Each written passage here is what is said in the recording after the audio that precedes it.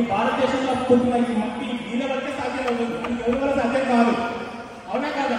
ఎందుకు ప్రపంచంలో ఎవరు ఎక్కడ ఎటువంటి డ్యాన్స్ వేయగలుగుతారు, కానీ ఇప్పుడు ఇంత చిన్న వయసులోనే వాళ్ళ DNA రక్తంలోనే ఇటువంటి కూచిపూడి, కథకళి, ఇటువంటి ఎన్నో అద్భుతమైన నృత్యాలు చేయగల సత్తా ఈ దేశంలో పుట్టిన వాళ్ళకి మాత్రమే ఉంటుంది.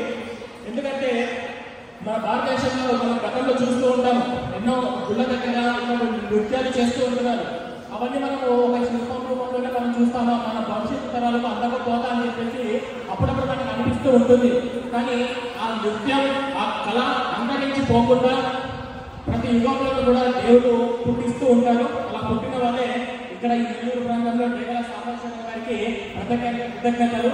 ఆ కళ అంతరించిపోకుండా మళ్ళీ తర్వాత రాబోయే తరాలకు కూడా అందించే విధంగా మనం అలాంటి ఆలోచనలు, అలాంటి అద్భుతాలని ఆ భగవంతుడే ఖచ్చితంగా నన్ను పుట్టించడం నాకు చాలా సంతోషంగా ఉంది. అండ్ ఇలాంటి సభకు ప్రత్యేకంగా నన్ను నా యూట్యూబ్ ఛానల్లో చేసిన చిన్న ప్రోగ్రామ్స్ వాళ్ళు గుర్తించి ఇక్కడ దాకా సారీలో చెప్పారు. నేనేదో అంత పెద్దగా చిన్న పిల్లవాళ్ళు చిన్న ప్రోగ్రామ్స్ చేస్తూ ఉంటాను.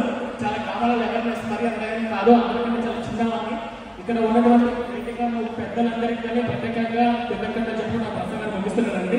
అండ్ ఇక్కడ ఉన్న ప్రతి ఒక్క పిల్లలకి కూడా ఇటువంటి ఎంకరేజ్ చేసిన పేరెంట్స్ అందరికీ కూడా ప్రత్యేక ధన్యవాదాలు. ఎందుకంటే పేరెంట్స్ అందరూ కూడా హైదరాబాద్లో కష్టపడి దగ్గరుండి మరి ఇవన్నీ చేయించాలి, అంత ఈజీ కాదు. మనం చూస్తున్న డాన్స్ అంటే దీనికి ఎంతో ప్రాక్టీస్ ఉంటుంది, ఎంతో మేకప్ ఉంటుంది, ఈ డ్రెస్ వేయడం ఇవన్నీ కూడా అంత ఈజీ కాదు. మనం చూస్తున్న స్టేజ్ మీద 10 నిమిషాలు కాదు, దీనికి కొన్ని నెలల పాటు రాత్రి పగలు కష్టపడతారు.